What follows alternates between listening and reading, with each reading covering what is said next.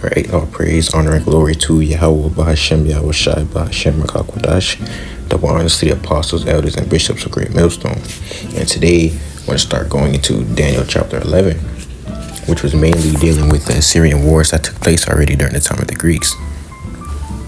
Now, first, we're going to start off by going through the history of Daniel 11, verse 1, because in order to get the complete understanding, you have to know the background knowledge. So Daniel 11 verse 1. Also I, in the first year of Darius the Mede, even I stood to confirm and to strengthen him. And now will I show thee the truth. So there were angels sent to Daniel to come and reveal these things unto him. Back to Daniel verse 1. 11 verse 1. Also I, in the first year of Darius the Mede. Now who is Darius the Mede? With Daniel chapter 5, it goes into Belshazzar. And when you get to the end of Daniel 5, it talks about the fall of the Neo-Babylonian Empire. So let's go to Daniel 5. Daniel chapter 5, verse 30. In that night was Belshazzar, the king of the Chaldeans, slain, and Darius the Median took the kingdom, being about 62 years old. Now, when we look into this word took, in the Hebrew, it means kubal, meaning to what? Meaning to receive. So Darius received the kingdom of Babylon, and at the time of him receiving the kingdom of Babylon, Cyrus the Great, he was the king of the Persians. Now, historically, going into secular history, Darius the Mede was identified as Astyages, who is the Median. And this is also relating to Daniel chapter 7, because when we go to Daniel chapter 7, verse 4, it says the first beast that Daniel talks about is a lion with eagle's wings. Daniel chapter 7, verse 4. The first was like a lion and had eagle's wings, so basically a griffin. And now this was the Assyro-Babylonian Empire, and it was the Assyro-Babylonian Empire because at that time, at that area in Mesopotamia, you had Babylon, which was in the south, and Assyria, which was in the north, who would constantly go back and forth, and whoever took over the other, they held dominion over that whole region. Now, at the time the Assyrians had authority over the region, it wasn't until their fall that Babylon got to come up from under them. That's why it talks about the bear being raised up in Daniel 7:5. And behold, another beast, a second like to a bear. And also, back in Daniel 7:4, it says, I beheld till the wings thereof were plucked. Yeah, so that was the fall of the Assyrians. That rule of them over Babylon was done. We're now going into the history of Darius the Mede, which is Astyages. It was his father, Cyaxares, who was also a Median, along with Nabopolassar, who was father of Nebuchadnezzar, of the Babylonians, who formed an alliance and took down the Assyrian Empire. So, at the time of the Babylonian Empire, the Medes were also there ruling, but they weren't like the previous empires, because like how I said, the Assyrians and the Babylonians, they would go back and forth. This wasn't like that. Why? Because they had that alliance that they used to take down the Assyrians. So it wasn't until the Lord brought Cyrus, who was a Persian, to power, then he took down the Median kingdom and basically assimilated the Persians with the Medes. So the Medes and the Persians, they're two different empires.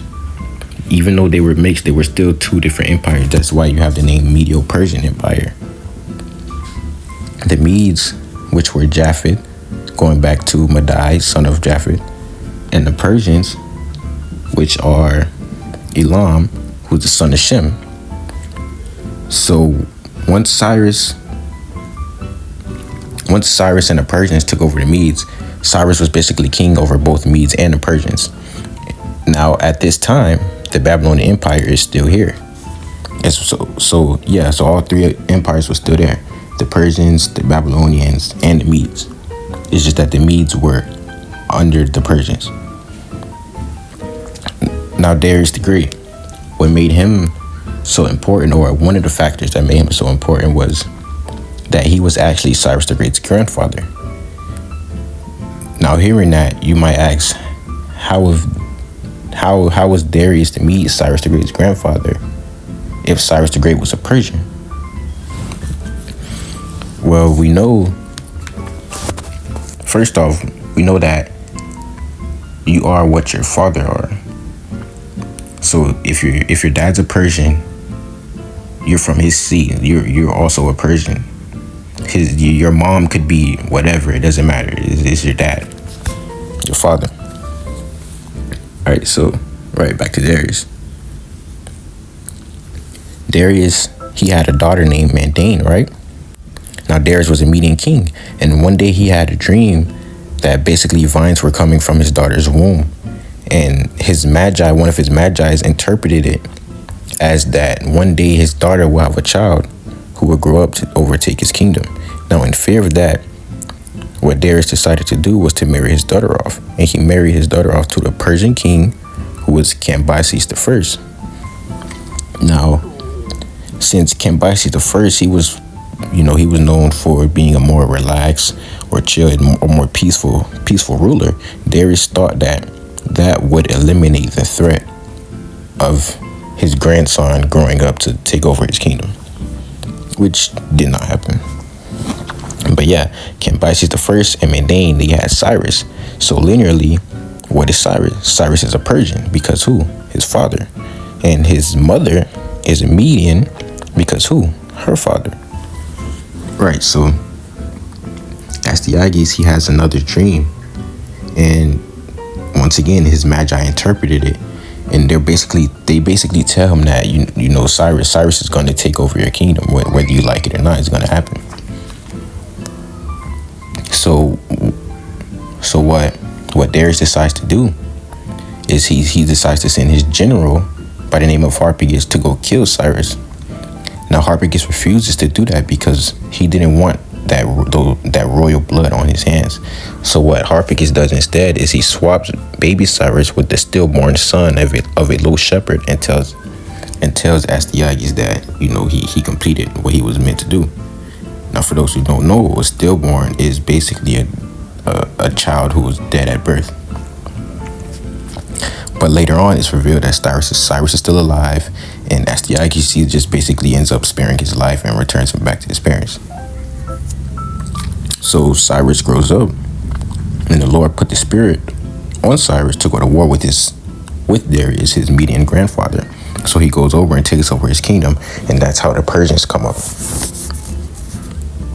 Now in Daniel 7 and 5, they're likened unto a bear that's raised itself up on one side, that had 3 ribs in its mouth. Daniel 7 and 5, and behold another beast,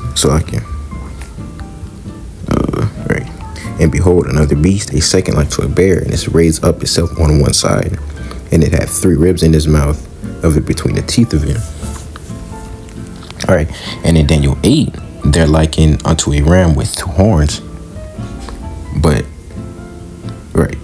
let's just go to Daniel 7 8. Daniel 7 8 and 3. Then I lifted up my eyes and saw, and behold, there stood before the river a ram which had 2 horns, and the 2 horns were high, but one was higher than the other, and the higher came up last. Now the horn that was higher was the Persians. You had the 2 horns, who were the Medes and the Persians, and that higher horn was the Persians. Now, when Cyrus and the Persians took over the Medes, Cyrus didn't kill his grandfather, but him taking over the Medes, that began the growing of the Persians' power. And that's where we start to see the downfall of the Babylonians. Because now, that's what Cyrus decides to do. He decides to take over their empire as well, which is what we read in Daniel chapter 5. Like we read earlier, where it says, And that night was Belshazzar, the king of the Chaldeans, slain. And Darius took the kingdom.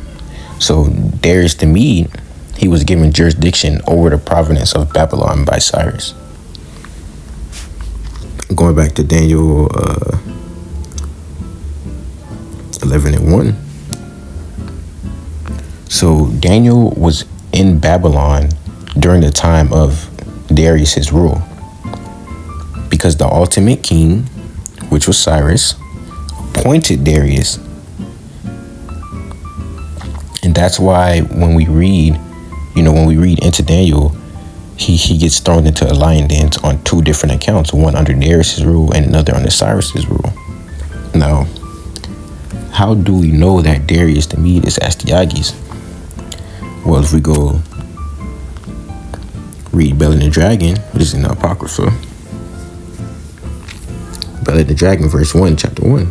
And the king Astyages was gathered to his fathers, meaning he died, and Cyrus of Persia received his kingdom. Now notice how back in Daniel 5, verse 31,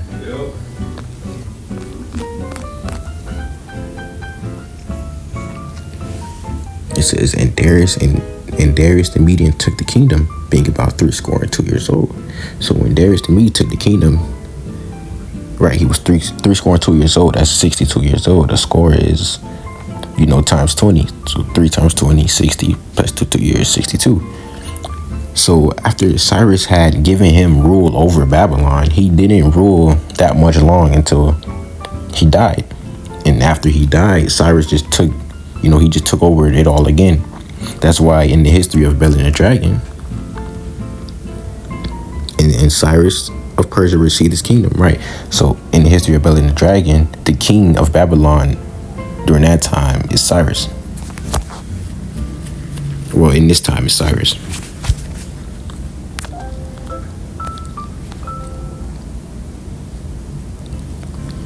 Okay, so also I, in the first year of Darius the Mede, even I, stood to confirm and to strengthen him. And now will I show thee the truth. Behold, there shall stand up yet 3 kings in Persia, and the 4th shall be far richer than they all, and by his strength, through his riches, he shall stir up all against the realm of Grecia. Now, Cyrus is not included within these kings. Why? What does it say? Behold, there shall stand up yet 3 kings in Persia. So the angel is telling Daniel that this is what's going to happen. This is in the future. These are the kings coming up next. But at the time of Daniel receiving this vision, who was already a king? Cyrus. So if Cyrus was already a king, he could not be a part of those that were now going to come up into power. He was already in power. That's why the 3 kings here, they start with Cambyses II, which was the son of Cyrus the Great, and on down. Now, it's important to know that the name Darius is not actually a name, but a title. It's like saying or using the word Pharaoh. That isn't their name, it's their title. Or Antiochus, it's not really their name, it's their title. Now, going to Daniel 9, verse 1. In the first year of Darius, the son of Ahasuerus, of the seed of the Medes, which was made king over the realm of the Chaldeans. Now, this might be confusing. Why? Because Ahasuerus was a Persian. Because when we go into the book of Esther,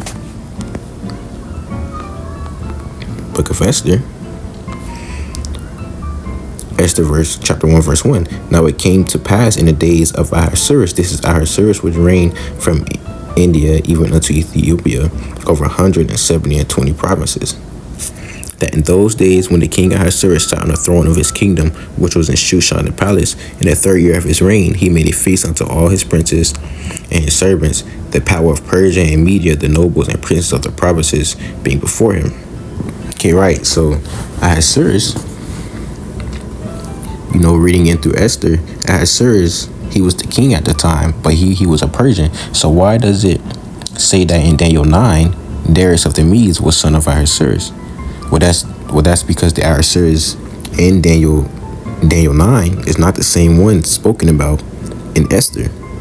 Yeah, so just like the Greeks, for example, we'll call Persian King Xerxes and Artaxerxes. The transliterated version of it would be Ahasuerus, but there were multiple ones. So, right, the Darius in 9 and 1 is the same Darius in Daniel 11 and 1. His name is Astyages, or Darius the Great, and his father's name was Cyaxares. Next video, I would like to cover the 11 and 2, the history of the 4 kings. But for now, once again, I would like to give all praise, honor, and glory to Yahweh Bahashem, Yahweh Shai, Bahashem, Rakakwadash. Double honors to the apostles, elders, and bishops of Great Millstone, and Shalom.